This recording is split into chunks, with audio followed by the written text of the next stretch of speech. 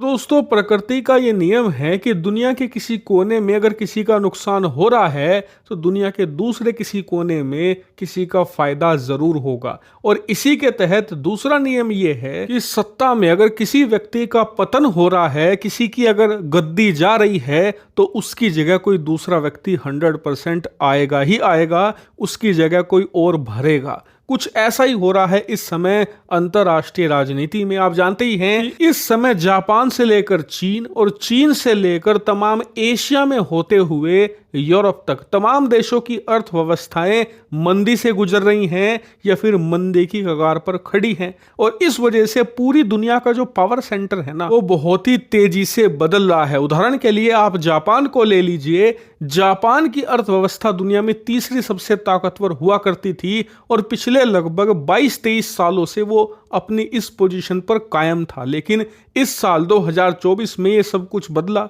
उसकी अर्थव्यवस्था भयानक तेजी से गिरी और चौथे नंबर पर खिसक गई और जर्मनी नंबर 3 पर चला गया। इतना ही नहीं, जापान इतनी तेजी से गिर रहा है कि उम्मीद है इसी साल के एंड तक या फिर अगले साल के शुरुआती 1-2 महीने में ही भारत भी जापान को पछाड़ देगा और चौथे नंबर पर चला जाएगा। और आप खुद सोचिए कि दुनिया का वो देश जो कि लगभग 30 सालों तक दुनिया की दूसरी सबसे बड़ी अर्थव्यवस्था रहा, उसके बाद 23 सालों तक दुनिया की तीसरी सबसे बड़ी अर्थव्यवस्था रहा, वो अगले साल तक नंबर 5 पर पड़ा होगा और 5 पर रहने में भी स्ट्रगल कर रहा होगा। और जैसे जैसे जापान की अर्थव्यवस्था गिरी है, दुनिया में उसकी अहमियत भी गिरती जा रही है, क्योंकि जापान का वो रुतबा, वो बोलबाला अब नहीं रहा जो अब से 5-6 साल पहले तक हुआ करता था। वहीं जैसे जैसे जापान गिरा है, भारत उसकी जगह लेता जा रहा है और भारत का आप रुतबा भी देख रहे हैं। 5-6 साल पहले भारत की इतनी पूछ, इतनी डिमांड नहीं थी जितनी की आज है। लेकिन ऐसा कि मैंने वीडियो की शुरुआत में आपको बताया लॉ ऑफ एवरेजेस के बारे में, यानी कि किसी का फायदा किसी का नुकसान बनता ही है,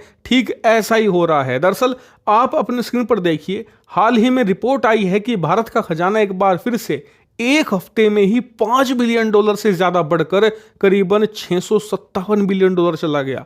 और यह हाल ही में आई भारत के खजाने में सबसे बड़ी उछाल है। और आप जानकर हैरान होंगे इसका कारण क्या है। इसका कारण है चीन।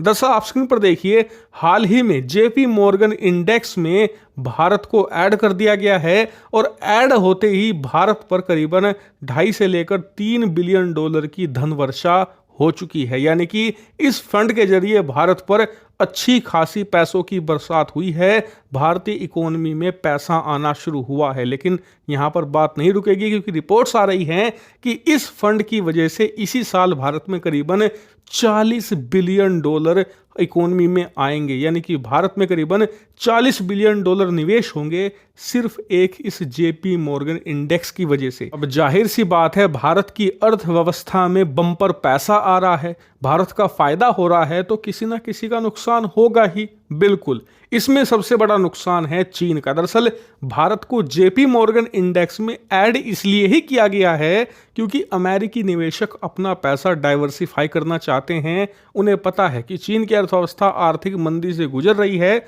और चीन की अर्थव्यवस्था का जो गुब्बारा है कभी भी फट सकता है। इसीलिए वो चीन से पैसा निकाल रहे हैं और इसे डाइवर्ट कर रहे हैं भारत में। और ये चीन के लिए बहुत करारा झटका है, क्योंकि जेपी मॉर्गन इंडेक्स ही वो फंड है जिसने चीन की कंपनियों को इतना विशालकाय बनने में मदद करी है, चीन की अर्थव्यवस्था को इतना ह्यूमंगस बनाया है। इसमें जेपी मॉर्गन इंडेक्स का बहुत ज्यादा बड़ा हाथ है। लेकिन ये इंडेक्स ही अब उसके काल का गाल बन रहा है, क्योंकि ये फंड जो कभी चीन को बम्पर पैसा दिलाया करता था, अब उसके देश से पैसा निकालने की मशीन बन चुका है और भारत को पैसा देने की मशीन बन चुका है।